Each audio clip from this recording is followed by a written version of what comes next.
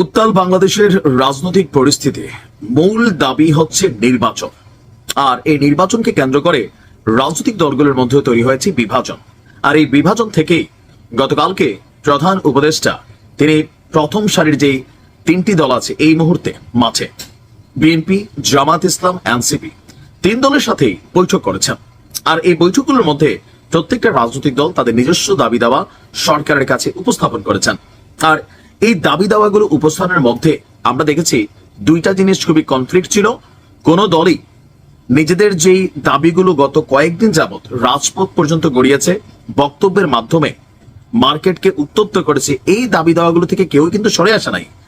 NCP যেমন আপনার চাইছে সরকার আওয়ামী লীগ আমলের যত নির্বাচন ছিল সব অবৈধ ঘোষণা করে দেখ, তাহলে আদালতে গিয়ে যে পরিস্থিতিগুলো তৈরি হচ্ছে, মানে ইশরাকের মেয়র পদ, এটাকে যে কোনো মূল্যে তারা ঠেকাতে চাইছে। বাট আমি জানি ডক্টর ইউনূস এই সিদ্ধান্ত নেবেন না। অপরদিকে বিএনপিও গতকালকে তাদের প্রোগ্রামের মধ্যে যে জিনিসগুলো দাবি করেছে খুবই গুরুত্বপূর্ণ ছিল নির্বাচন ডিসেম্বরের মধ্যে। তো তিন দলের সাথে কথা বলার পরে প্রধান উপদেষ্টার পক্ষ থেকে ওনার যে প্রেস উইং আছেন ডক্টর শফিকুল ইসলাম সাহেব, তিনি গণমাধ্যমকে ব্রিফ করেছেন। সেখানে তিনি প্রথমে একটা কথা বলছেন যে ডক্টর ইউনূস এক কথার মানুষ, যা বলছেন বলছেন। তো সেখান থেকে মানে এত দ্রুত সিদ্ধান্তটা আসছে যে বিএনপি গিয়া ডক্টর ইউনূসের সাথে বৈঠক করে আসছে, এটার পরে হয়তোবা আলোচনার বিষয় ছিল, চিন্তা ভাবনার বিষয় ছিল, সময় নেওয়ার ইস্যু ছিল, কিন্তু তাৎক্ষণিকভাবে তিন দলের সাথে বৈঠকের পর প্রেস ব্রিফিং থেকে যে শব্দটা চলে আসছে যে ডক্টর ইউনূস এক কথার মানুষ, তিনি আগামী জুন থেকে মানে ডিসেম্বর থেকে জুনের মধ্যে নির্বাচন, তার মানে ডক্টর ইউনূস ঝুঁকবেন না আর পদত্যাগ তো করবেনই না, বা পদত্যাগ করবেন এমন কথা তিনি সরাসরি বলেনও নাই।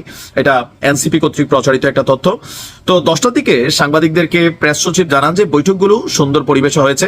মূল বিষয় এখানে অনেকগুলো ছিল, প্রত্যেকটা দল নিজ নিজ অবস্থানগুলো সামনে নিয়ে আসছে। তো শফিক সাহেব বলছেন বিএনপি ডিসেম্বরের মধ্যে নির্বাচন চেয়েছে, জামাত এবং এনসিপি আবার একজোট, তারা মনে করছে সংস্কার প্রক্রিয়া শেষ করতে ডিসেম্বর লেগে যাবে, তাই ডিসেম্বর থেকে জুনের মধ্যে অধ্যাপক ইউনূস যে টাইমলাইন দিছে সেটাও সঠিক। সুতরাং আপনার এ মাসেই কি বলা হচ্ছে নির্বাচন ইস্যুতে আগামী ডিসেম্বর থেকে জুনের মধ্যেই আসলে নির্বাচন সংগঠিত হবে।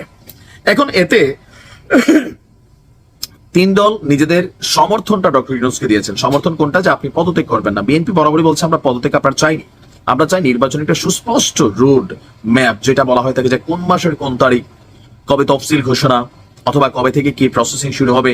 এই বিষয়গুলো বিএনপি যখন একদম স্ট্রিক্টলি চাচ্ছে, তখন গতকালকের বৈঠকের পরে যখন আমাদের কি বলা হচ্ছে প্রেস উইং থেকে বলা হচ্ছে যে দলগুলোকে প্রধান উপদেষ্টা জানিয়ে দিয়েছেন যে ডিসেম্বর থেকে আগামী জুনের মধ্যেই হবে নির্বাচন। এখন বিএনপির যে প্রথম চাওয়া এটাও পূরণ হওয়ার নয়। তো বিএনপি কেন বরাবর আসলে ডিসেম্বর থেকে নির্বাচন চাচ্ছে, এর পিছনে কিন্তু প্রধান দুইটা জিনিস। এর মধ্যে সন্দেহ হচ্ছে, এক নাম্বার, এমনি তারা বলছে আস্থা আছে, কিন্তু আদৌ কি আস্থা আছে? বিএনপি মনে করছে রাজনৈতিক দল হিসাবে এনসিপি কে গোছানোর জন্য অনেক বড় একটা সময় দিচ্ছেন ডক্টর মোহাম্মদ ইউনূস এবং তার এই সরকার। পাশাপাশি যে কোনো সময় যে কোনো একটা দুর্ঘটনা ঘটারও শঙ্কা আছে। এবার এই দুর্ঘটনা হইতে পারে সেনা শাসন, হইতে পারে আওয়ামী লীগের কামব্যাক করা, হইতে পারে অনেক কিছু। মানে এই লম্বা সময়টা ধরে আরো প্রায় বছর খানেক যে সময়টা, এখানে যে কোনো পরিস্থিতি ঘটতে পারে।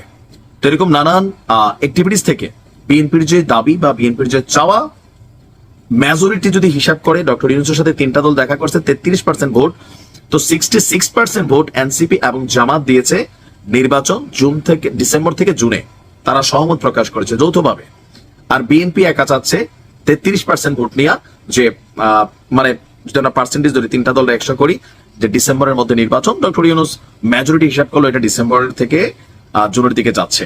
আর শফিক সাহেব যেটা বলছিলেন, আপনারা হেডলাইনও দেখছেন যে ডক্টর ইউনূস এক কথার মানুষ।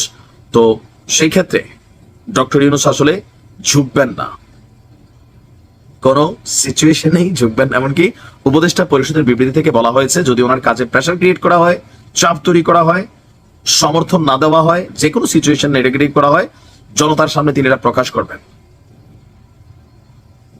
এখন আগামী ঈদের পরে বিএনপির যে পূর্ব ঘোষিত সিদ্ধান্ত যে তারা বড় ধরনের একটা প্রোগ্রাম করবেন বা নির্বাচনের জন্য চাপ তৈরি করবেন, আপাতত সম্ভবত এখান থেকে তাদেরকে পিছিয়ে আসতে হবে। সময় বলে দিবে, রাজনীতিতে আসলে বলা যায় না কখন কি ঘটে। ভালো থাকুন।